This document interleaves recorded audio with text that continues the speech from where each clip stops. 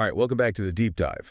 Today, we're strapping in for a detailed look at what's been happening in Black Desert. That's right. Specifically, that big update that dropped on May 15th, 2025. Yeah, there was a lot in that one. We've gone through the official notes, looked at some community reactions, and we're going to try and, unpack the key changes from this pretty comprehensive patch for you.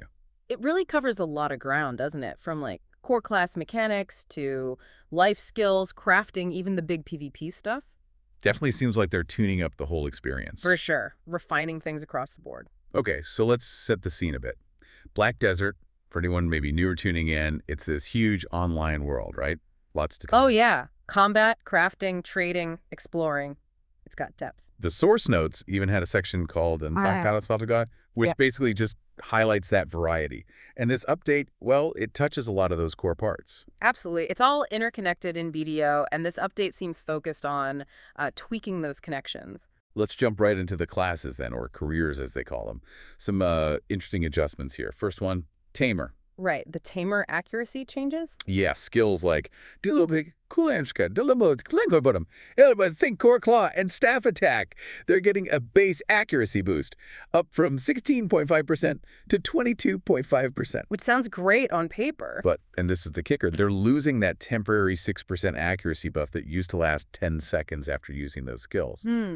So more consistent base accuracy, but losing that short burst potential. Exactly. What's the thinking there, do you reckon? Well, it makes the skills inherently more reliable, maybe less gear dependent for hitting things initially. But taking away the buff, perhaps it made sustained damage too high, or maybe it's a PvP adjustment, stops them being too sticky. Could be. Feels like a move towards consistency overall for Tamer. Okay, moving on. Striker Awakening. Savage Typhoon skill specifically. Right. This one's getting mobility tweaks. The initial jump goes further now. They fall faster from heights, which could be interesting for combos. Yeah, quicker ground transitions maybe. Smoother camera line rotation midair too. Yeah. But interestingly, the initial jump height increase is gone. So more horizontal, less vertical on the launch. Again, feels like refining the feel and maybe balancing aerial presence. Faster falls, better control, sounds smoother, potentially more aggressive. Makes sense. Keeps things fluid. Okay, Sage Awakening next. The Bolt skill. What's new there? Yeah, they can now connect directly into another skill, conjugating right after using Kanat. Ah, linking those two. And they fixed a bug with weird movement when doing that connection. So, new option, smoother execution. Nice. Quality of life plus potential new combo routes. Streamlining the flow. Always good. Then we've got Corsair. This affects main weapon and succession styles. Okay. The High Tide Eye Jin skills, they're losing the knockdown effect. Whoa, knockdown gone. That's pretty major.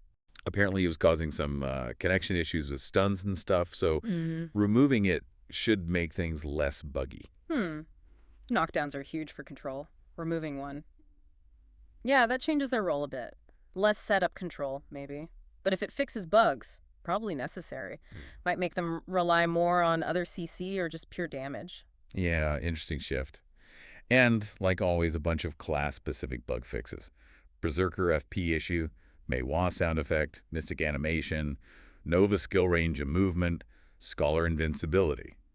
Just cleaning house, Absolutely vital. Those little bugs can be super frustrating. Good to see them addressed. All right, let's switch gears. Away from combat, into life skills. Hunting got some love. Oh, yeah. What's changed for hunters? Quite a bit, actually. You can reload while sprinting now. Nice. Switch between sitting and standing while moving using Q. Faster reloading after a roll. And they fixed some weird aiming visual during seated reload. Okay, that sounds much more dynamic. Yeah, the notes even said it's about enhancing the unique fun of shooting, dodging, and reloading. Yeah, that really leans into the active feel of hunting. Reloading on the move is huge for keeping pace. Definitely. Next, training. Catching and raising horses. What's new for the trainers? Visual improvements, mostly. The catching minigame animations approaching, waiting after the catch should look smoother. Okay, polish? Plus, captured horses follow faster now. And if they get too far away, they just teleport to you. Ah, thank goodness. No more losing your new prize halfway across the field. Convenience factor upgrade there. For sure. Now, weekly fishing competition. Bit of a schedule change. Oh. No more competition on Sundays. Rankings are based on Monday to Saturday fishing now, rewards claimed on Sunday. Okay, so the fishing happens Monsat, then you collect Sunday. Right. Data processing happens early Monday morning, GMT +8. The UI rules are updated too. Seems like it gives people their Sunday back, maybe. Yeah, maybe less pressure to be actively fishing right at the weekend cutoff. Makes sense. And sticking with fishing, Carracks, those big high-tier SIPs, get a new auto-fishing feature. Oh, interesting. How does that work? Your crew, when auto-fishing, can automatically discard fish below a certain grade that you set. Ah, automatic filtering. That's handy. Yeah, and it works regardless of your own fishing level. Should help manage inventory space on long trips. Definitely useful for passive income generation with the Carrack. Saves a lot of sorting. Okay, last one in this area, chat group recommendations. What's happening there? Accumulated recommendations are reset, but players who had gold, silver, or bronze Black Spirit icons overall or for class groups get temporary 90-day titles. So, recognition for past contributors. Exactly. And the old rank-based chat titles are gone. There are some new title names associated with these icon ranks now. Kind of refreshes the system. Yeah, it gives a little temporary prestige, resets the board, keeps things fresh in the community chats. Right. Let's talk items. Lots happening here too. First, Royal Alchemy boxes for Imperial delivery. Crafting changes. Yep, reduced materials. The rope and black stone powder for wrapping are the same, but you need fewer elixirs per box now. Oh, that's significant for alchemists doing Imperial. Yeah, we've got the before and after numbers. It's a definite decrease across tiers. Yeah. Like a Gutkar and others, fewer elixirs needed. Makes it cheaper, potentially more profitable. And anyone who had boxes already got some extra ones during maintenance as compensation. Nice touch. Softens the blow of having crafted them the expensive way. Next, item weight changes. Some consumables are getting heavier. Heavier. Like what? Things like bottles of water, various elixirs, perfumes, going from 0.1 LT up to 0.2 LT each. Oof.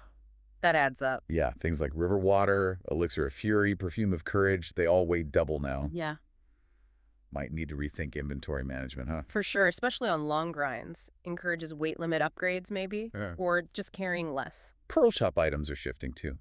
Pearl boxes, the currency boxes are now account bound, not character bound. Finally. That's a big convenience win. And they're all being moved to the Heidel storage automatically. Centralized, account-wide. Good change. Also, some temporary Pearl shop gear, horse masks, armor, saddles, event stuff is moving from regular inventory to the Pearl inventory tab.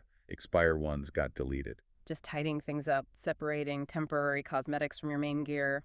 Makes sense. More inventory news. Family inventory gets more useful. Certain temporary horse gear and event items can now be stored there. Oh, that's great for sharing stuff between alts. Yeah, the old non-storable versions were recalled and new storable ones put in Heidel storage for everyone. Very player-friendly change. Makes event participation easier across the family. Also, a couple of specific event items. Hey,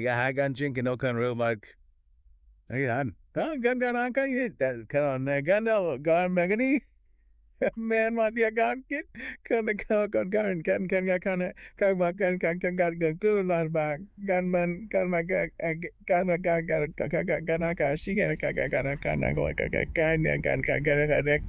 just becoming regular items now, no longer event tagged. So they stick around permanently. Maybe they have ongoing use. Could be. And finally for items, description cleanups. Royal Alchemy and cooking box descriptions are clear about ingredients. Good. Clarity helps. Some fish, previously unusable for cooking, like sharks, tuna, dolphin, can now be cooked. More cooking variety. But the use as cooking ingredient text was removed from other fish, like swordfish and oarfish. So those are probably just for trading or other uses now? Clarification? And one item rename. Less magical potion, more charm. Minor tweak. Just a wording change, likely. Okay, monsters, quick one here. Marni's research boxes can now drop in Crescent Shrine and Kadri Ruins when you're using the Lamp of Dakia. Adding more rewards to those tougher Dakia spots gives another reason to grind there. Exactly. Now, quests knowledge. This is a big section, especially the life skill sudden quests. Revamping those, right? Totally revamped for cooking, alchemy, hunting, and training. There's a new quest type. Yeah. Growth. Each life skill gets its own trigger rate for these. And you can only have one active for growth quest per life skill category at a time. One per skill. Stops you getting flooded, I guess. More structured. Seems like it. Yeah. Let's break them down. Cooking. Random objective. Make 5K, 2K, or 1K of beer. grilled bird meat or pickled veggies. Tiered goals. What are the rewards? Fixed stuff like milk and eggs, plus selectable rewards, different grades of garlic, onion, chili, pepper. Okay, useful cooking mats. It triggers based on the old pickled vegetable sudden quest, but the chance is about 45% lower now, and that old quest is gone. Lower chance, but maybe better rewards. Quality over quantity feel. Yeah, alchemy. Objective. 500 or 100 clear liquid reagent, pure powder reagent, or clown's blood. Does similar structure. Rewards. Fixed. Traces of nature, tree saps, selectable, different tree resins. Basic alchemy stuff. Trigger rate. This one triggers based on the old easy test quest, but the chance is way higher, like 2.4 times higher. Old quest removed here too. Oh, so alchemists will see these pop up much more often. Could be a nice boost for mats. For sure. Hunting targets specific monsters. Feathered wolves, giant lions, Notchians, eternal winter mobs. Different zones then. Kill counts. Either 50 or 10. Depends on the target. Rewards include Hunter's Dawn buff details. We'll get to that, Hunter's Proof. Region stuff like Forest Rage, Black Crystals, Nujihonomiya Breaths. So targeted hunting tasks with relevant rewards. What's the Hunter's Dawn buff? It gives 15% hunting XP, plus 2 movement trit level, plus 2 attack speed for 30 minutes. Pretty nice boost. Oh yeah, that's solid for a hunting session. These trigger based on the old hunting sudden quests, which are also gone now, streamlining again. Makes sense. Focuses the rewards. Last one, training. Simple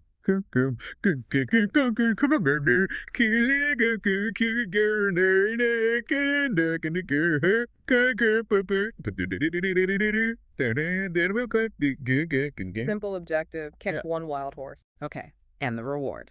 Choice of a Stonetail Windmeal set or a full recovery potion, plus a fixed quick slot potion after talking to the Black Spirit. Triggered by delivering Pier 6+ or Imperial horses. Direct reward for taming and delivery. Nice little bonus. Moving away from study quests. The Ilia Island daily trade quests. The 3 old ones are now just 1 quest. Consolidated. Yep.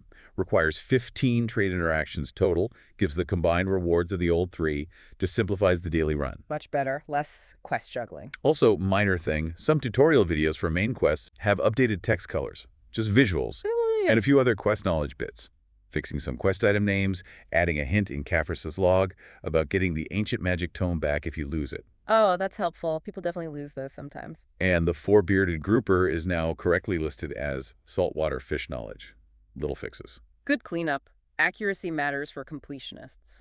All right, big topic change. Node and Conquest Wars. Significant rule changes here. Yeah, what's new for sieges? Castle gates in Conquest War. If one gets destroyed, it doesn't extend the defense time anymore. Max defense time is now capped at 2 hours flat. Whoa, no more time extensions from gates. That's huge. Forces the issue much faster. But to compensate, the max durability of outer and inner gates is going up. Okay, so gates are tougher, but breaking them doesn't buy infinite time. Interesting balance shift. More decisive battles, maybe. Seems like the goal. Also, they're bringing base balancing, like in Node Wars. Command posts, garrisons, annexes. They're tiered now per territory. Ah, level 1, level 2, and no limit tiers for buildings. Exactly. Level 1 has lower defense, higher HP. Level 2 and no limit have increased defense and HP. There's a list of which annexes fall into which tier. That adds a whole new strategic layer, right? Which Yeah. targets to prioritize based on their stats, more tactical depth. Definitely. And with real changes come reward changes. Tier 1 conquest rewards stay the same, but Tier 2 and no limit rewards are updated. Better loot for the bigger fights. It's like it. For winners and top individual scores, things like Honorable Battle gold bars, Ancient Spirit Dust, Crons, Brilliant Honor coins, Traces of Fire's Might, Ooh, spirit dust. Valuable stuff. Item Drop Scrolls, and this Honor Prisoners box. Sounds intriguing. Yeah, wonder what's in that. There are also updated reward tiers for guild saliences based on surviving with or without their main structures. More granularity in rewards. So better incentives overall for participating and performing well in those high-stakes wars. Guild mansion access is also changing slightly. You can enter the mansion via the guild window even if you're signed up for a war. Oh, okay, so you can use it to gather beforehand. Seems like it. But you still can't access it from a war server during the war. And if you were last in a war zone, leaving the mansion puts you in a safe zone. Prevents exploits, presumably. Sensible precautions. Allows staging, prevents shenanigans. Because of all these changes, Conquest War data is being reset. But if a castle owner had already picked a siege format, that choice stays. Fresh start under the new rules. Fair enough. And lastly here, the results screen for Node Conquest War will now show reward item info. More clarity. Good. Always nice to see exactly what you earned. Quick note on NPCs, background, sound, just some object adjustments in Olin's Cradle Hunting Zone for smoother movement. Always welcome QOL for brining spots. Fewer snags. Let's talk UI. User interface improvements. New icons and chat groups next to family names for new and returning adventurers. Ah, like the buffs they get to help identify them. Exactly. Uses the same criteria. Recommendation icons still take priority if someone has both. Helps welcome people back or spot newbies. Nice community feature. Chat group recommendations themselves are changing slightly. You can only recommend the same person once per day now. Daily limit is still 3 total, though. Discourages spamming recommendations for one person, maybe. Spreads the love around. Probably. Fish encyclopedia search is getting smarter. Search for a fish, and it takes you right to it in the picture book. Oh, thank goodness. No more endless scrolling. That's a great QL fix. For players using the Set Color Discrimination option, enemy adventurers will now show up as orange. Better visibility in PvP then. Clearer targeting. There's a new warning if you try to rename the specific Mount Bear's masterpiece using a coupon. I wonder why. Maybe it's special somehow.